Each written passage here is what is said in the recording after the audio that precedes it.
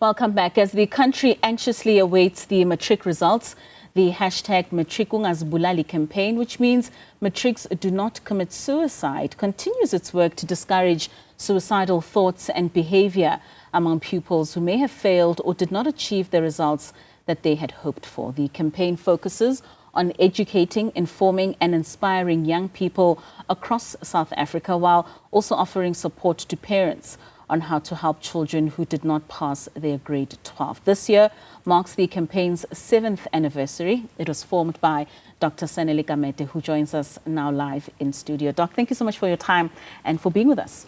Thank you so much, Katleko, and thank you to the viewers at home. Good morning. A very good morning to you. We're expecting those Matric results to be released next week. Many young people are going to be excited and elated about their achievements, but there will be that group that didn't do so well. How often do you find that there are suicides amongst young people who have just not passed Matric? It is a prevalent issue that we have noticed over the past 6 years as a campaign. There are young people who will think it's at the end of the road. But we are happy that we have seen that young people are getting educated. They are getting informed, and they know that it's not the end of the road. And we continue as the hashtag Matric ungazibulali campaign to say it's not the end of the road. I mean, I always share my story of doing grade 10, grade 11 and grade 12 and going back to do grade 10 twice, grade 11 and grade 12 twice. So it is not over until when you say it's over. And maybe from that personal experience, just talk to us about the psychological path that you had to go through in motivating yourself, because a lot of the times it's not just between yourself and the work that you're doing, but it's also the societal expectations, the parents, the community around you that sees you repeating a grade.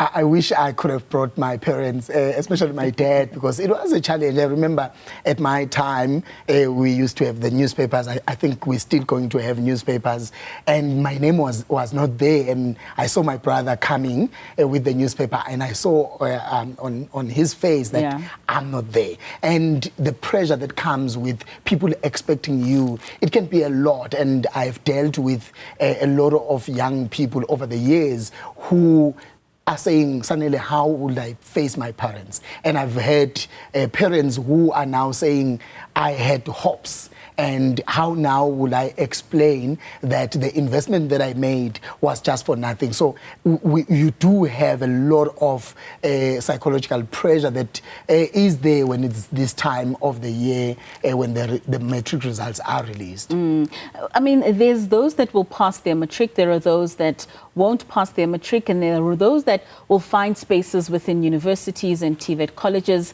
And then there's that missing middle that really don't know what to do with themselves. And I want us to have a conversation about those with regards to the opportunities that they then can explore when you're not going into an institution, but you also don't want to sit around at home and not do anything.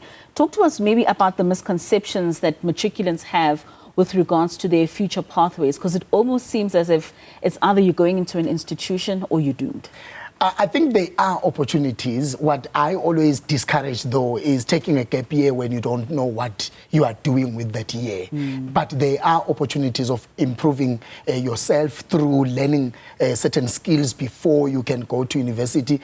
You can upgrade if you didn't do well some of the subjects. But there are a lot of opportunities, especially now that we have technology. We have got online courses that are there. So you are not going to sit idly at home throughout the entire year. You can job shadow as well and learn before you can even choose the career. And I think that's the best way, because you do find that there are young people who will get accepted by the University of Johannesburg, for example, and only to find that they realize with no man, this is not what I wanted. So sometimes that year of trying to figure out is very important, but I don't want it to be a year where you're just going to say, I'm going to sit at home. It must be accompanied with a plan and a support structure that is there so that you don't get yourself into behaviors that you were not into the previous year. And I think what you speak of reminds me of an educational structure that the country of Botswana had, which was Tirelos Chaba. In that first year after Matric, every 3 months they put you in different industries where you test out what you possibly would like, and therefore at the end of that year, when you then register for a university or any other TVET college, you have more of an understanding of how the industries operate and how you fit in, because that's very important in knowing yourself and how it is that you're going to love a certain industry. Yeah, I think it's very important. And back in the days, students were taken, Tina, we called it a trip. Nina, you called it excursions. Wow. So we were taken to excursions where you will see and find out what ESCOM is doing and other companies are doing, and you learn for a week or two and see for yourself. So I think that is very important. But what we are really encouraging is young people not choosing careers for the sake of choosing. Some, they are scared of staying at home, and some parents, they put so much pressure, and you find out that someone is in my class, I'm teaching them, but they are not there because it's not something they wanted. So there is no a module or degree called Inomangayini. We don't just choose for the sake of choosing. So it's very important that you figure out what you are there for. And as the hashtag Matric campaign, we are there to support particularly those that didn't do well. And there is support system that the Department of Basic Education Second Chance Matric program has availed for our young people out there. Yeah, and you raise a very important point. I mean, you're a lecturer at the University of Johannesburg. Yes. And a lot of the times as parents, we live through our children. We want them to go and do that BSc or to study that degree in accounting because that's what we wanted, and we really think that our children can do it. How important is the education for the parents to also know the different forums that the children can actually explore in order for them to find the right career choices? I always encourage parents not to overstep. Because of the TikTok era that we live in, you find one person becoming 5 people. You find a parent becoming a pastor, a parent, a psychologist, a social worker. So I will say to parents, if there is a need for you to step aside and allow people like us to provide proper career coaching and guidance, allow that, because you find a situation where umntana is now doing something that they don't like, and parents, sometimes they are overstepping. But to my lovely young people, I always say parents can be old, but they are not stupid. They brought you here in this planet Earth, and they will never, never be stupid. So listen to them. They have years they've lived, but they might not understand your robotics that you want to go and study. So it's an opportunity for you to just maybe educate them a little bit what you want to do, and for them to find someone who can explain it in a way that they could understand.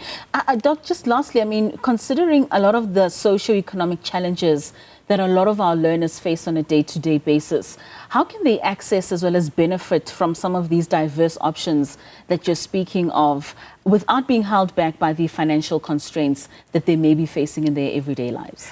I will allow me to speak to the ones that we talk to, the ones that are not going to make it, and the ones that didn't make it in the previous years. I've seen and I've been speaking to the Department of Basic Education about the resources that have been availed for free, so that they don't find themselves paying someone. The department is encouraging everyone to go to their nearest district. In fact, if you go to your high school is going to tell you where is the nearest district of the basic education, and go there and inquire so that you don't find yourself having to be stretched. And if you do have, as a parent, some money, invest. I don't have a problem with that. You can invest in your child, but there are resources, and government is trying by all means. Let us be there as the community to also support where we can. I can count Katlego until Jesus comes. The resources that are out there. It's a matter of us knowing.